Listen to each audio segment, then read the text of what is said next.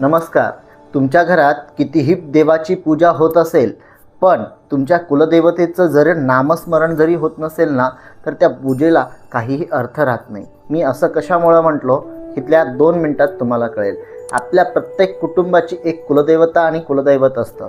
पिढ्यानपिढ्या आपल्या पूर्वजांनी ज्या कुलदेवतेची श्रद्धेने उपासना केलेली आहे, त्या कुलदेवतेचं स्मरण करणं ही आपल्या परंपरेशी एक जोडणारी सुंदर कथा आहे आणि ही गोष्ट आहे.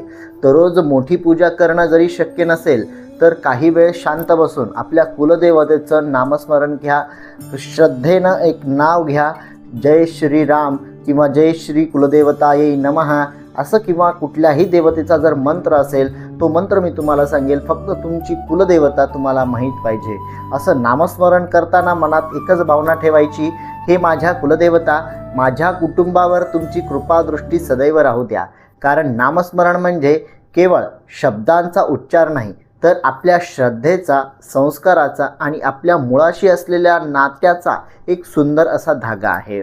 तुमच्या कुलदेवतेचं जर तुम्हाला नाव माहीत नसेल, तर तुम्ही तुमच्या पूर्वजांना विचारू शकता.